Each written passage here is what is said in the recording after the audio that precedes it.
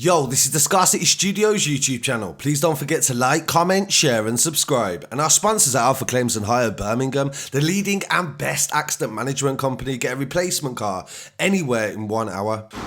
Yo, we're just on the scene of the double shooting in Worley, just off Worley Road.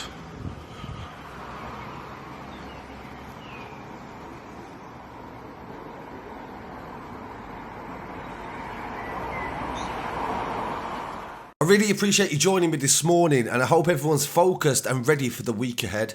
As the UK is easing out of lockdown, we all need to stay focused and, most importantly, motivated on what we need to be accomplishing. So make sure your day is as productive as you can. The first story that I'm going to be talking about this video is based in Birmingham. It's about the recent shootings and also gun-related crimes in the area.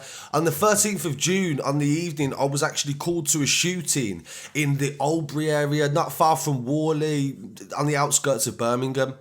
Police have launched an investigation after a 20-year-old man was shot in the leg in the Oldbury area. Officers were called to reports of a shooting involving two cars on St John's Road at 7:30 p.m. On arrival, both cars had gone and there was a significant amount of blood on the pavement. A 20-year-old man was shot and turned up at hospital a short time later. His injuries were not life-threatening, they said. He's in a stable condition and had spoken to officers. The area was taped off and blue tents erected in order to preserve evidence and allow forensics to conduct a full examination of the scene this morning on the Sunday, that was yesterday. When I turned up to the scene, there was a lot of neighbours in the area. Initial reports said there was an exchange of gunfire between two different groups, but the police were very quick to dismiss this, even though there were several different blue tapes and tents erected in the road by the time I'd arrived.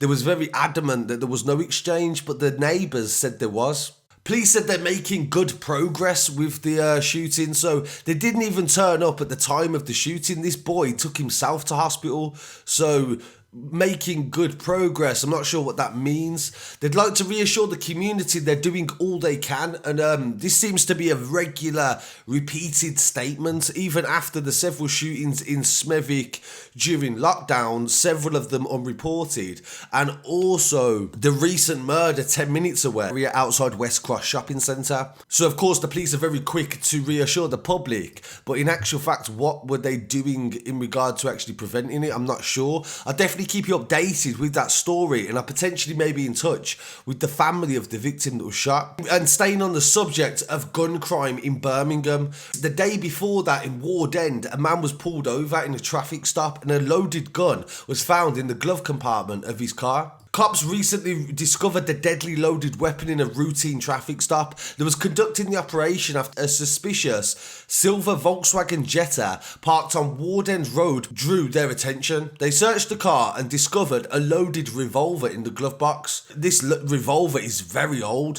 The car and the firearm have now been recovered for forensic examination as officers tried to trace the owner. Images of the gun with the 4 bullets were published by the force on Tuesday. They said taking firearms off the street was very important, and this is definitely something the police have been trying to focus on during lockdown. And this included back in May on raids in Solihull and Edgbaston, where they actually discovered firearms and also 5 Scorpion machine guns in the Solihull car park. Birmingham Mail reported at the time that violent drug gangs across the city police are targeting during the lockdown.